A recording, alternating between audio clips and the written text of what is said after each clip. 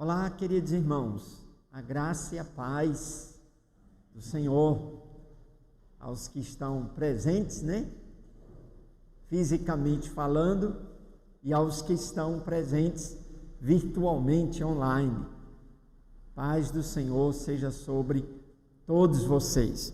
Estamos alegres hoje para darmos início a mais uma aula, um estudo bíblico sobre o livro de Romanos.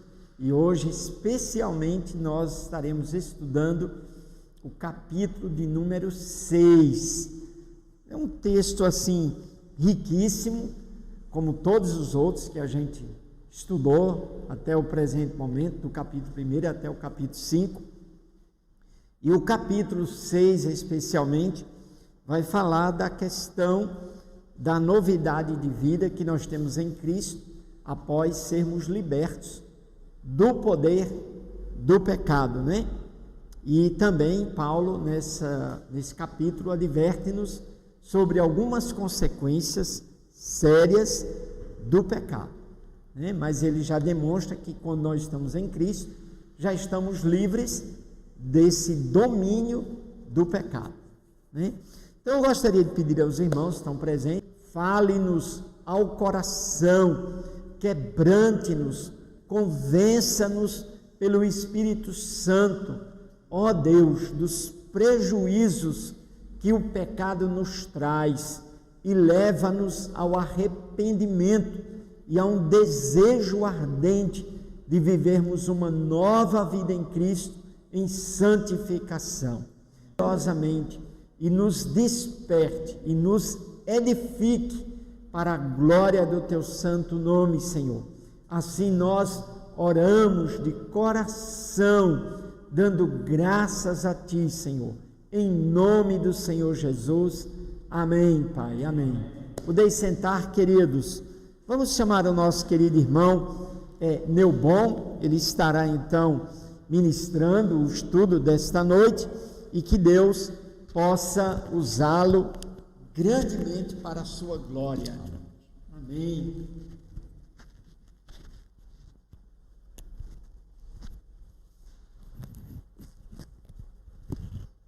Deus como os ressurretos dentre os mortos, e os vossos membros a Deus como instrumento de justiça.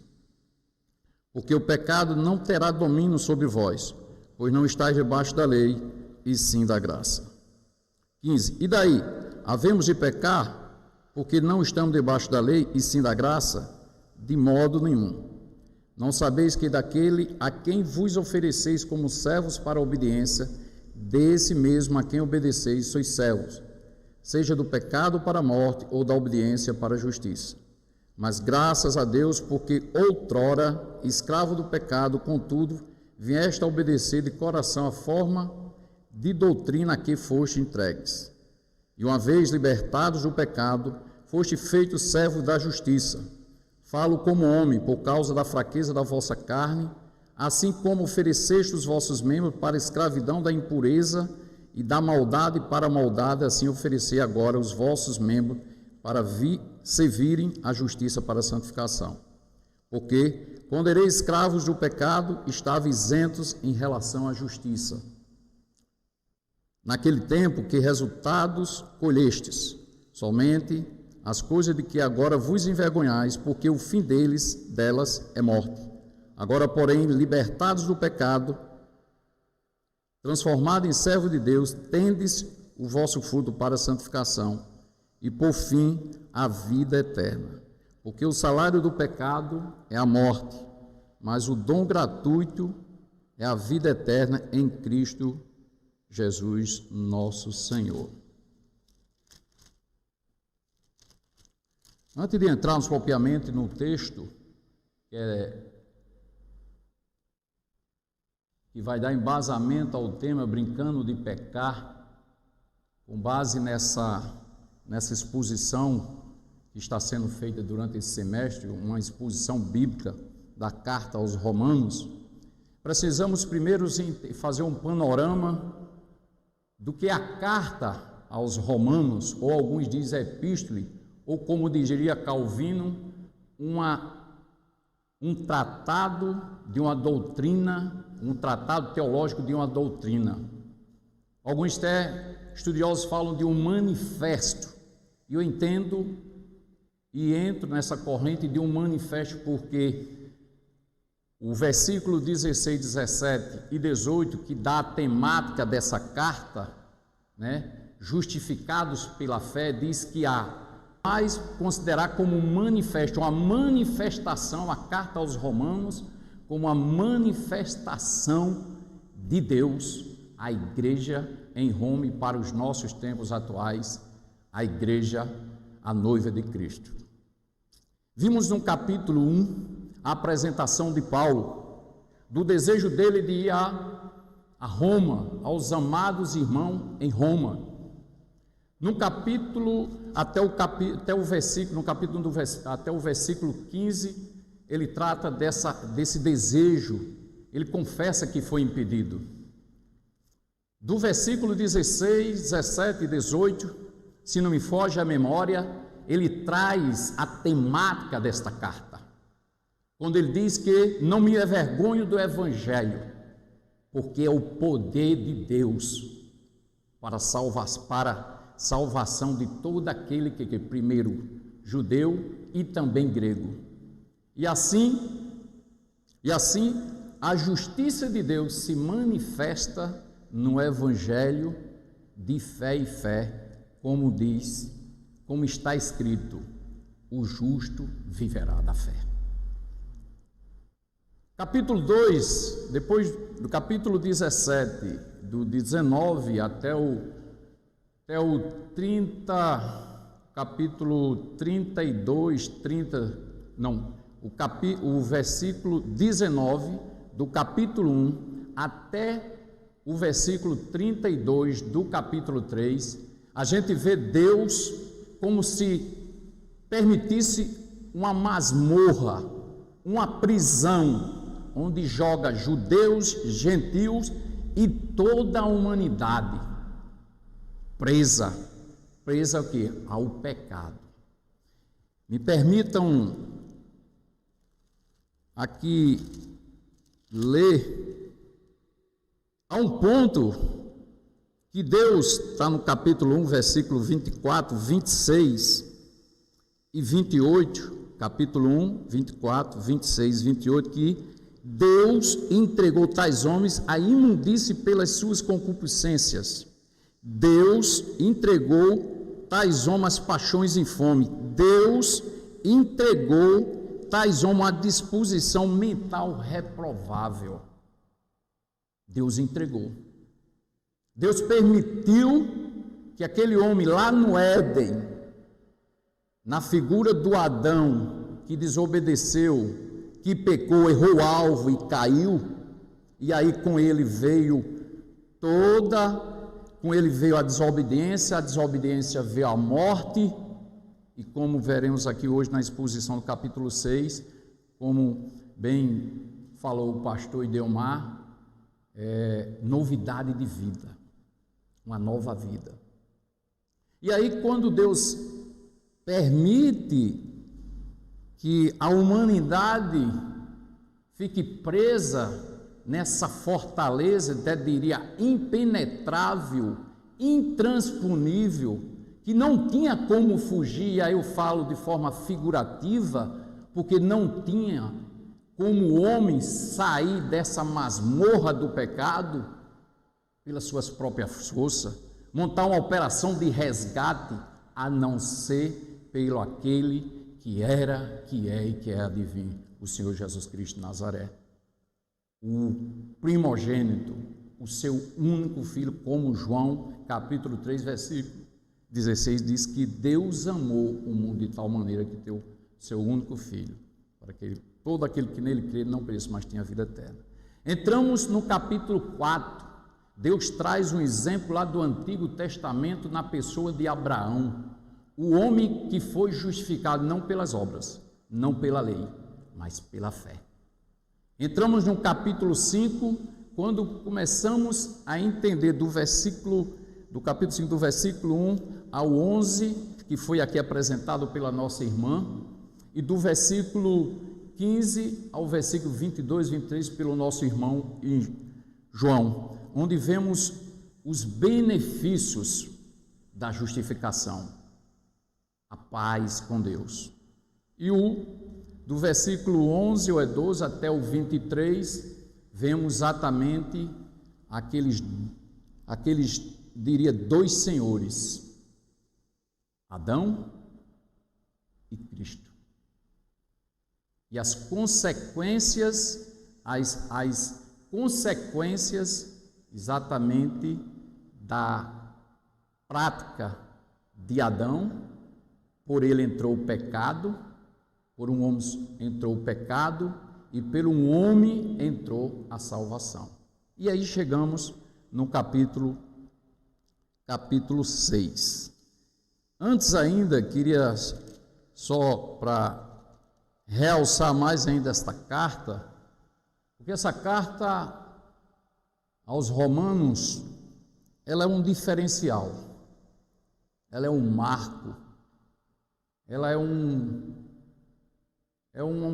holofote, que poderíamos dizer que divide o Antigo Testamento e o Novo Testamento, dando uma luz no tema graça, no tema justificação, no tema salvação. Essa carta é tão marcante, fez tanta diferença na história do cristianismo, que no século III, século IV, um homem conhecido como Agostinho de Hipona, ou Aurélio Agostinho, que foi um retórico, um professor de literatura, a sua mãe Mônica, por 30 anos, orava por ele. 30 anos. Em uma determinada ocasião, ele, nos seus conflitos, ele ouviu uma voz: toma e lê, por várias vezes. E ele entendeu como fosse uma voz de Deus falando: olha, abre a Bíblia. E diz a história do cristianismo que quando ele abriu, ele foi lá no capítulo 13 de Romanos, precisamente no versículo 13. Se você depois pode abrir e ler, que vai dizer que das paixões, das rixas, das bebedices, e a vida desse homem era mergulhada exatamente na bebedice, nas paixões infames, no sexo. E diz lá no Pai: revestivos do Senhor Jesus Cristo. E ele tomou para isso para si, e naquele dia ele foi transformado pelo poder do Evangelho, particularmente dessa carta. No século XVI, um monge chamado Lutero, nos seus conflitos também a respeito da justiça de Deus, foi-lhe dado uma missão para ele fazer uma apresentação sobre Salmos e sobre Romanos. E quando chegou naquele versículo do capítulo 1, 16 e 17, ele entendeu, houve uma intervenção divina, uma luz divina, porque ele entendia que Deus é esse que fala que a sua justiça revelada no Evangelho é um Deus que pune. E quando ele entendeu aquele versículo, quando ele entendeu aquela mensagem, ele foi completamente transformado. No século XVII, século XVIII, para a gente entrarmos no texto, um desavivalista que chama-se John Wesley, lendo um dos prefácios do comentário a essa carta,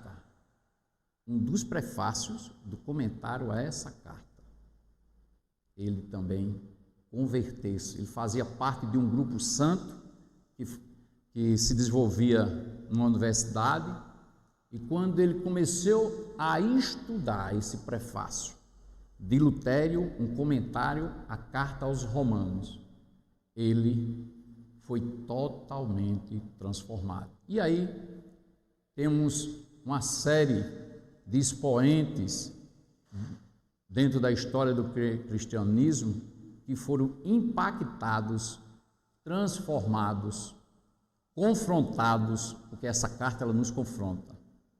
Essa carta ela nos convida a um mergulho, a um rasgaço, a um despice, que nada somos, que nada temos, que nada representamos, se a graça do Senhor Jesus Cristo não tiver em nossas vidas. Amém? Então vamos entrar aqui, dividimos aí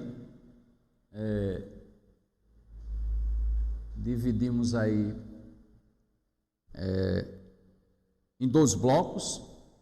Dividimos o capítulo o texto é do capítulo 6, do versículo 1 ao 15, e do versículo, o primeiro bloco, dividimos aí capítulo 6, do versículo 1 ao 15, reino da graça e o seu triunfo. Aí pediria, pode seguir. Vamos dar uma paradinha. Então, dividimos em 2 blocos, capítulo 6, do versículo 1 ao 15, onde aí discorremos do versículo 1 até o 15, fizemos algumas conexões aí, e fizemos essa pecado versus graça, pecado versus batismo, pecado versus ressurreição, velho homem, novo homem, justificação, morrer para o pecado versus viver para Deus, instrumento da iniquidade versus instrumento de justiça. Iremos tentar explicar. E o outro bloco dividimos, que é do versículo 16 até o 23, e aí só colocamos alguns versículos chaves, por causa do tempo, onde temos libertos do pecado para servos da justiça, libertos do pecado para a santificação, pecado leva à morte, graça, vida eterna em Cristo Jesus. Retorna lá o primeiro bloco.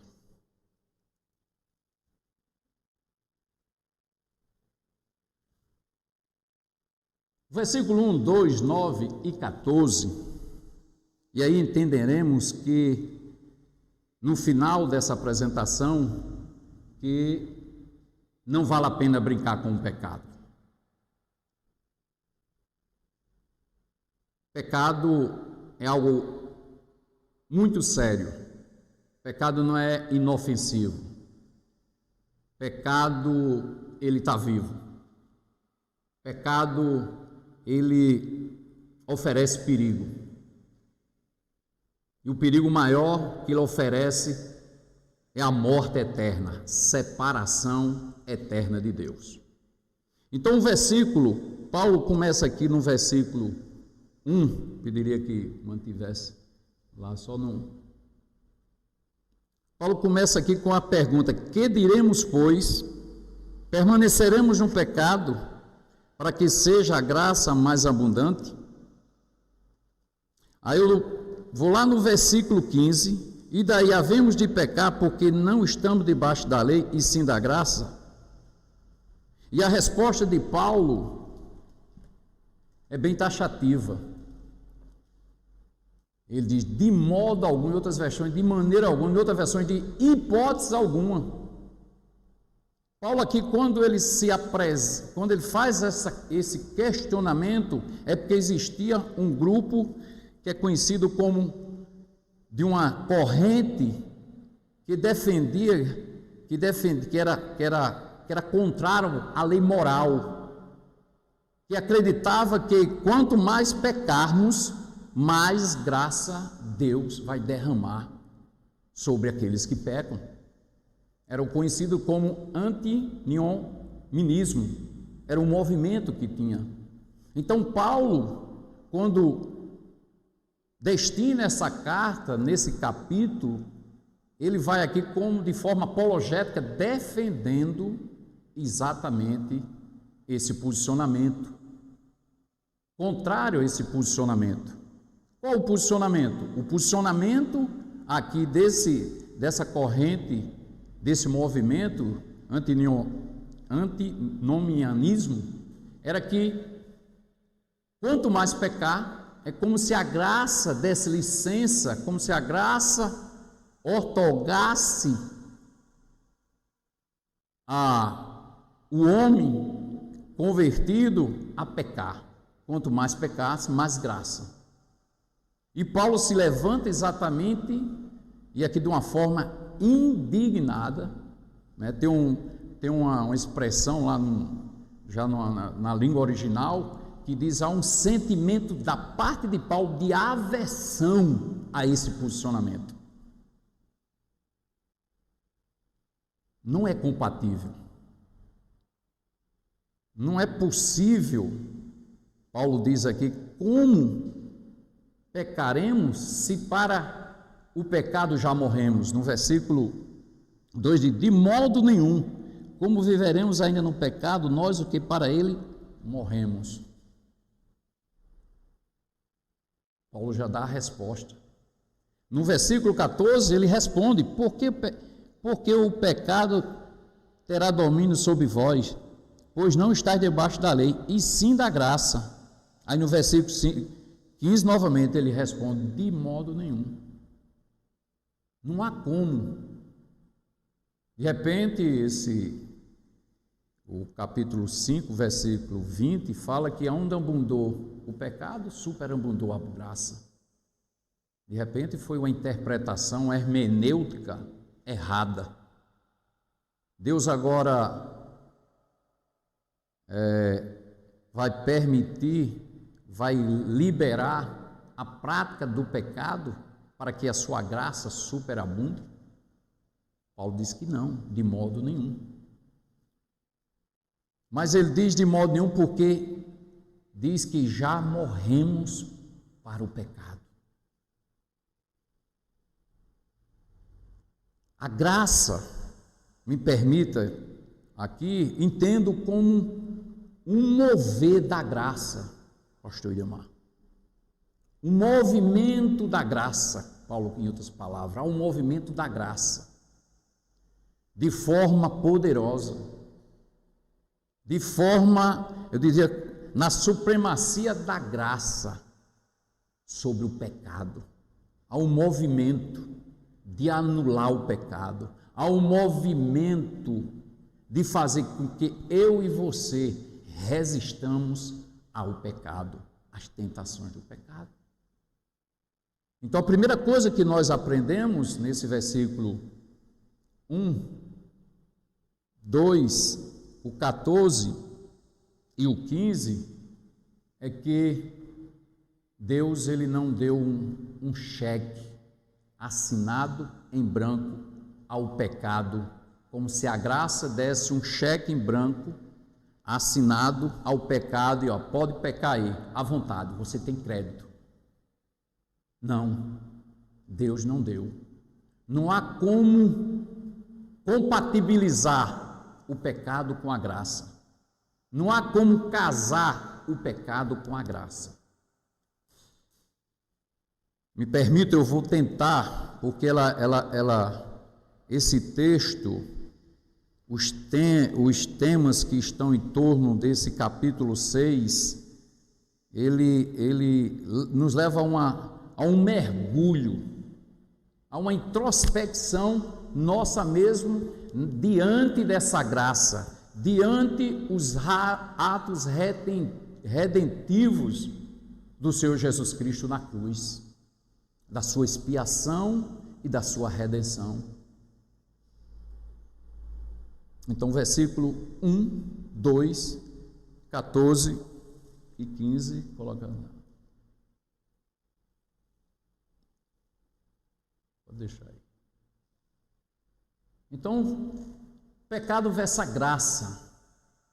Eu trago novamente como fosse dois senhores, como fosse dois movimentos, como se fosse duas ondas, só que tem uma onda que ela é mais estrondosa, existe uma onda que ela é mais transformadora, e essa é a graça.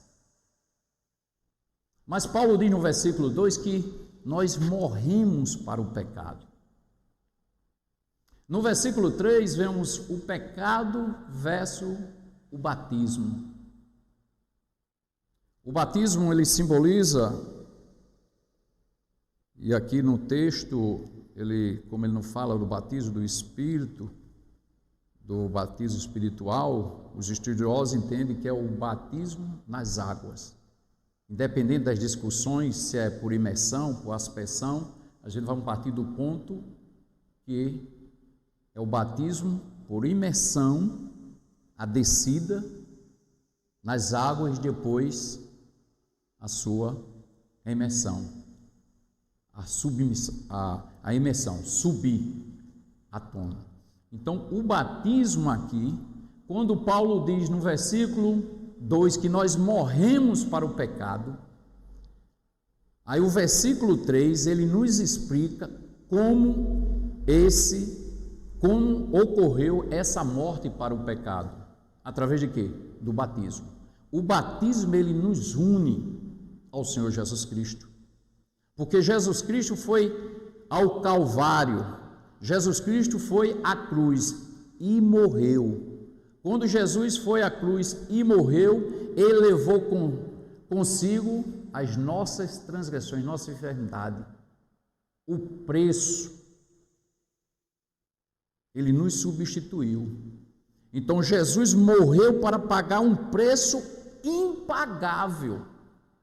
Com propósito, volto ao início do capítulo 2 até o capítulo 3, da grande fortaleza que Deus permitiu que fosse escravos da fortaleza do pecado. Jesus foi à cruz, foi ao Calvário, para exatamente entrar nessa fortaleza que era impenetrável, que era intransponível. Diz em Efésios capítulo 1, versículo 3, do 4 até o 15, se não me falha a memória, você vê ali uma descrição do plano de Deus, da execução no Filho e do selo do Espírito Santo. Quando diz que Ele nos escolheu antes da fundação do mundo, o Pai, para que nós fôssemos santos e irrepreensíveis. Aí vai para a glória do seu nome, beneplácito. Depois teve a oportunidade, capítulo 1 de Efésios, versículo 3. Então temos o Pai planejando, Deus Pai, versículo 6 até o 8 ao 9, o Deus Filho promovendo, executando esse plano, e aí vem a redenção, o resgate, uma operação foi montada pelo Pai de resgate. Então, quando pecado versus batismo, nesse batismo simboliza exatamente esse mergulho, essa morte para o pecado.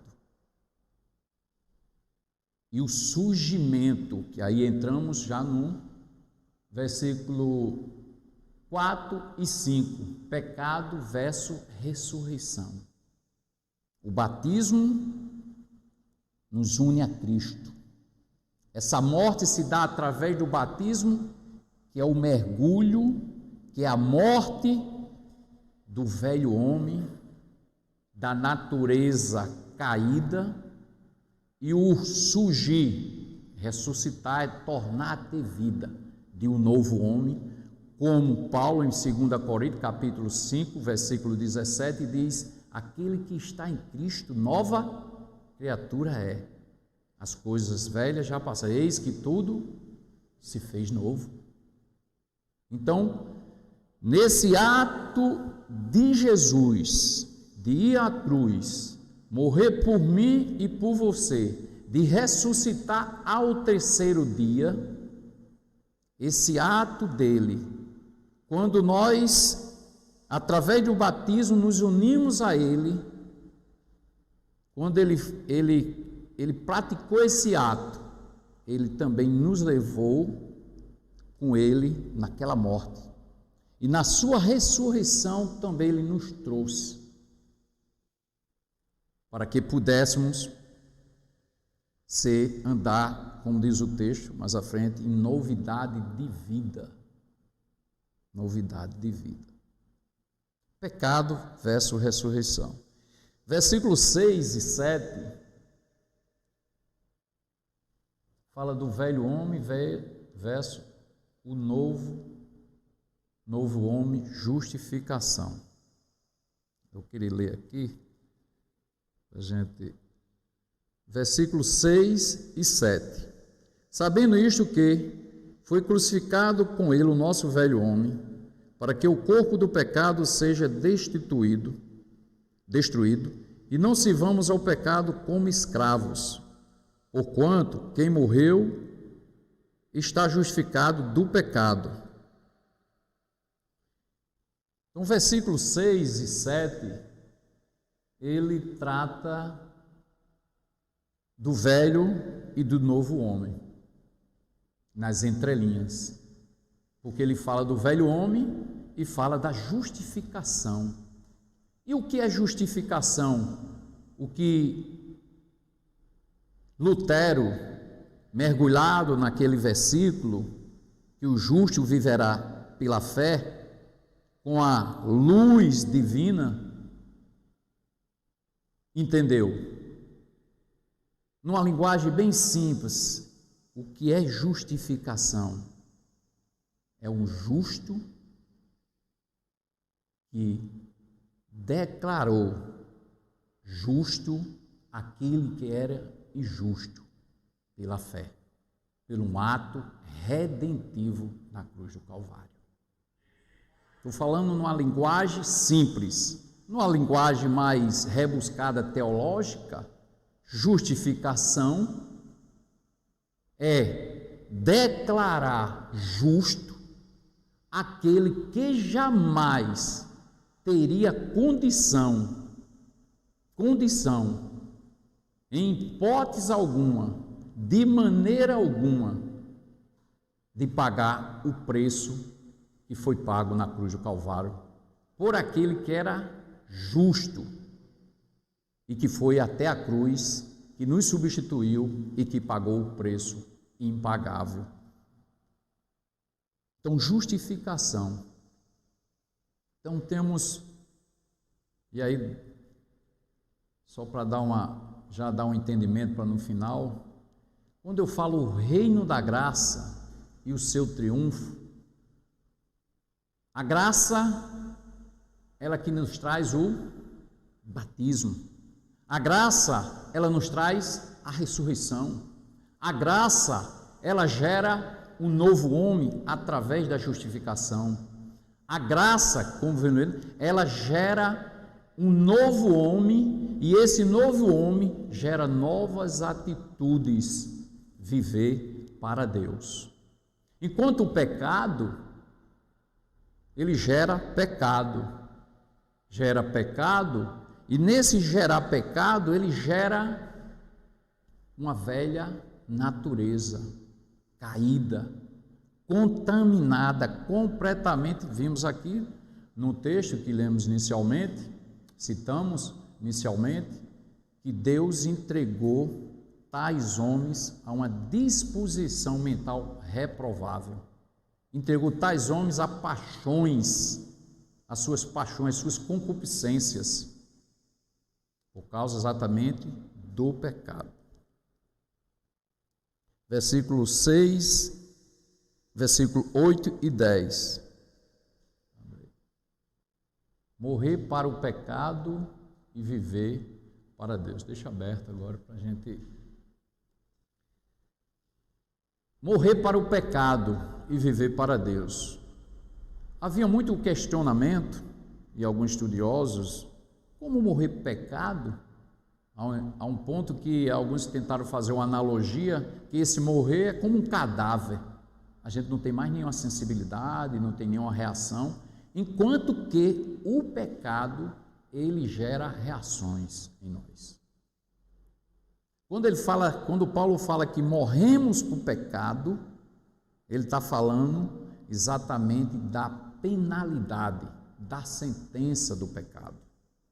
E qual é a sentença, qual é a penalidade do pecado? A morte.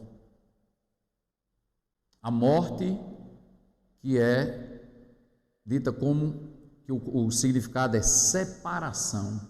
A gente vimos lá no Éden, no livro de Gênesis, que quando Adão e Eva pecaram, Deus, qual foi a medida que Deus tomou? De imediato, instantaneamente, nas entrelinhas, ele retirou do jardim. Ele saiu da presença, houve uma separação. O que separa o homem de Deus é o pecado. Então, aqui vemos que, volta lá o texto. Esse morrer para o pecado é algo espiritual. Nós fomos livres da penalidade, fomos livres da culpa que Jesus levou na cruz do Calvário. O pecado, como disse, ele não é inofensivo, ele é vivo, ele é presente. O que estamos livres exatamente da condenação do pecado. Se passamos exatamente pelo batismo, pela ressurreição, e aí descreve que morremos para o pecado. Quando Paulo faz essa defesa dizendo não tem como compatibilizar, não tem como casar graça e pecado, não tem. São senhores diferentes e não pode servir a dois senhores. Ou serve a Deus ou a Mamon, ou serve a graça ou serve ao pecado. Não tem como servir aos dois. Daí a graça, como disse inicialmente, ela bane, ela rejeita, ela tem uma aversão profunda em relação ao pecado, à graça. Então, esse morrer, quando ele fala para o pecado, exatamente estamos absolvidos da pena do pecado, que veremos mais na frente, que é a morte e a morte eterna, separação completa de Deus. Versículo 11 e 13, que fala do instrumento da iniquidade versus instrumento de justiça, diz o seguinte: assim também vós considerai-vos mortos para o pecado, mas vivos para Deus, em Cristo Jesus. Não reine, portanto, o pecado em vosso corpo mortal, de maneira que obedeçai às suas paixões. As suas paixões. 13. Nem ofereceis cada um os membros do seu corpo ao pecado, como instrumento de iniquidade, mas oferecei-vos a Deus como ressurreto dentre os mortos, e os vossos membros a Deus como instrumentos de justiça. Abre lá.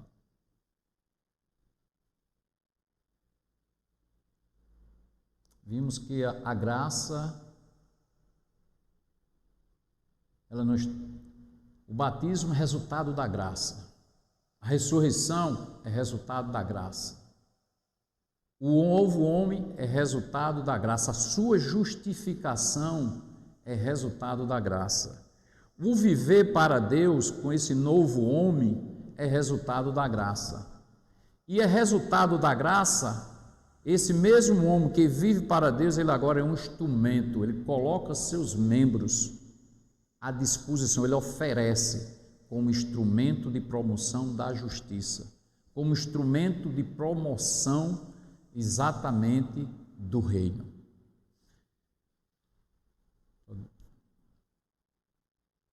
Eu coloquei esse ponto aí de lado regeneração, e do versículo 1 ao versículo 15, nessa defesa de Paulo, do pecado que abunda e da graça que superabunda, dá licença, como se a graça desse licença para o pecado. Se verificarmos aqui, todas essas ações, graça, batismo, ressurreição, o novo homem, o viver para Deus e instrumento de justiça, todos nós nos colocamos numa situação passiva. Não está muito dentro do tema em si, mas as entrelinhas nos mostra a palavra regeneração. E o que é regeneração? É o que Jesus falou para Nicodemos: importai-vos nascer de novo. A regeneração é uma intervenção de Deus através de Jesus Cristo, através da graça, e gera nesse homem batismo, ressurreição, novo homem, o viver para Deus e ser um instrumento de justiça. Aqui, e aí não vou pelas as correntes teológicas do calvinismo, do arminianismo, mas aqui se comprova a doutrina exatamente da livre e soberana intervenção e escolha de Deus. E uso novamente o texto de Efésios. Antes que houvesse, pelo que nos escolheu antes da fundação do mundo. Não foi eu quem vos escolhi, Jesus diz lá em João, capítulo 15, se me fala a memória, versículo 16. Não foi eu, não foi vós que me escolheste, eu quem vos escolhi. Houve uma escolha soberana. Então, a regeneração como fosse um outdoor. Eu vos escolhi. Vocês não têm participação, não têm mérito, não tem ação nenhuma. Foi uma intervenção divina da parte de Deus. Porque se assim fosse, eu consideraria insuficiente os atos redentivos do Senhor Jesus Cristo na cruz do Calvário. A graça deixava de ser suficiente. A graça deixaria de ser eficaz. A graça deixaria de produzir os efeitos gloriosos que Deus produziu naqueles que exatamente Ele entendeu de escolher. Regeneração, novo nascimento. E aí, então, concluindo esse primeiro bloco, verificamos aí que houve a supremacia da graça, o reino da graça e o seu triunfo. A graça, ela triunfou sobre o pecado. A graça, ela triunfou sobre a morte. A graça, ela triunfou sobre o velho homem, sobre a velha natureza. A graça, ela tornou aquele que estava entregue a uma disposição mental reprovável, aquele que estava entregue pelo próprio Deus, às suas paixões e concupiscências. A graça transformou esses em instrumentos de promoção da justiça de Deus. São Paulo, segundo bloco. E aí o segundo bloco, capítulo 6, do versículo 16 ao 23, a gente escolhemos alguns versículos, o 18, o 22 e o 23, onde intitulamos Escravo da Graça e Livre para a Santificação. O texto do versículo 16 ao 23, ele fala que nós não somos mais escravos do pecado. Não somos mais reféns, presos daquela masmorra, daquela fortaleza impenetrável, intransponível. Não somos mais. O texto diz no versículo 16 no versículo 18, e uma vez libertados do pecado, foste feitos servos da justiça. E aqui, abro um parênteses, a questão de escravo, né, como era entendido na época em Roma. O escravo, radicalmente, isso se aplica para nós. O escravo era escravo de forma radical, exclusiva do seu senhor. Ele não podia servir a mais ninguém, unicamente ao seu senhor, de forma radical, exclusiva e completa. Quando nós fomos libertos dessa escravidão, quando saímos dessa masmorra do pecado, que estávamos enclausurados, presos, que não tínhamos como sair, Deus nos fez escravo, mas um escravo da graça. E quando pegamos esse significado, e aí em Roma também tínhamos tipo de escravo, alguns estudiosos dizem que tinha os escravos voluntários, aqueles que não tinham o que comer, não tinham casa, e eles procuravam alguém, dizia, ó, eu quero ser seu escravo, eu quero trabalhar de forma integral, exclusiva e somente para você. Em troca, eu preciso que me dê comida e água. Então, foi identificado pelos estudiosos que naquela época existia também. E esse a gente traz de forma analógica, fazendo uma analogia, para hoje o que somos. Somos escravos da graça. Por isso que, voltando ali, quando coloquei ali, libertos do pecado para servos da justiça. Libertos do pecado para servos da justiça. Fomos libertos, fomos retirados daquela masmorra, fomos resgatados, como Ele nos tirou das trevas e nos transportou para a sua maravilhosa luz. Ele nos fez escravos, mas são escravos libertos.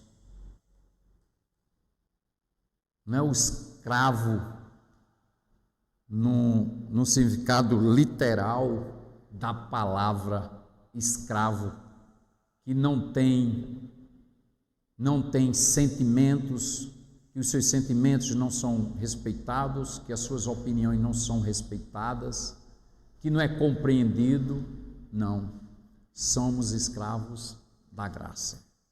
Fomos libertados, fomos tirados da masmorra para sermos servos. Essa palavra servo também, alguns no grego, o pastor entende melhor, que é doulos, né? Dá uma ideia também de escravo, essa palavra servo. Então,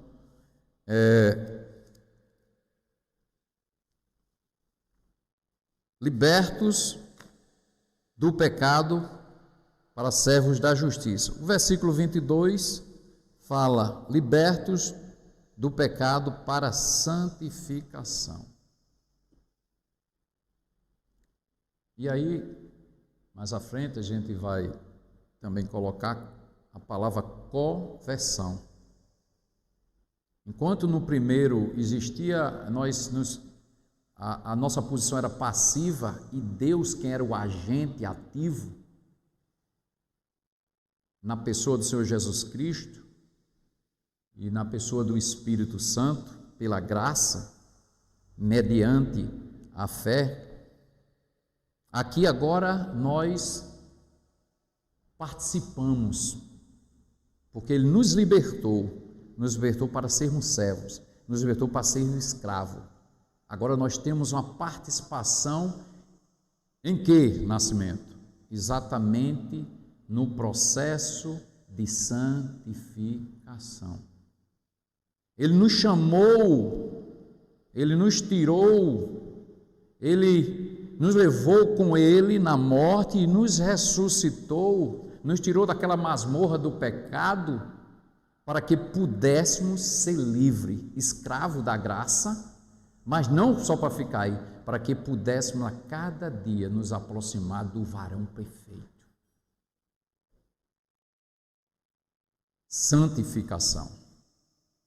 E aí passa todo o processo exatamente a cada dia de arrependimento, de renúncia, de abandono. E aqui um item que eu esqueci de falar em referente ao pecado, quando também Paulo fala que morremos para o pecado, né? A penalidade, a sentença de morte, estamos livres. Não estamos livres da presença do pecado, não estamos livres das tentações do pecado. Ele fala que nós, quando morremos, estamos livres da prática, não que estamos isentos de não pecar. Podemos pecar, sim. Filhinhos, se pequeis, não pequeis. Filhinhos, não pequeis, João. Jesus Cristo fala lá em João. Filhinhos, não pequeis, mas se pecar, tem um pai. Quando fala de pecar, está dizendo da prática constante, da natureza, que não tem sensibilidade, é totalmente insensível à graça, insensível à misericórdia de Deus, insensível à justiça de Deus. Então, somos libertos do pecado para santificação. E fechando o versículo 23, que é um versículo muito conhecido, porque o salário do pecado é a morte, mas o dom gratuito de Deus é a vida eterna em Cristo Jesus, nosso Senhor. O salário do pecado é a morte. A fatura do pecado é a morte. Separação de Deus. Separação eterna de Deus. Mas o dom gratuito, a graça imerecida, é a vida eterna em Cristo Jesus.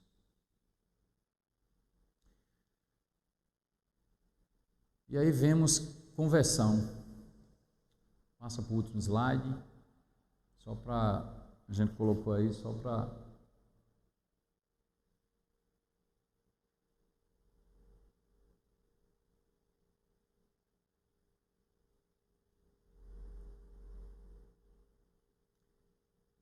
Interessante, né? A graça, ela se movimenta no sentido horário. O pecado no sentido anti-horário. Inversão, o significado da palavra inverter, significa mudar o curso das coisas, o curso natural das coisas. Satanás, desde lá do jardim do Éden, ele vem trabalhando, vem militando, vem diligenciando, exatamente inverter o sentido, o curso natural daquilo que Deus construiu, estabeleceu. Por isso eu coloquei aí que a graça ela vai no sentido horário, no curso normal, no curso natural daquilo que Deus criou, daquilo que Deus planejou. E aí verificamos que enquanto a graça ela gera no homem o desejo de batizar,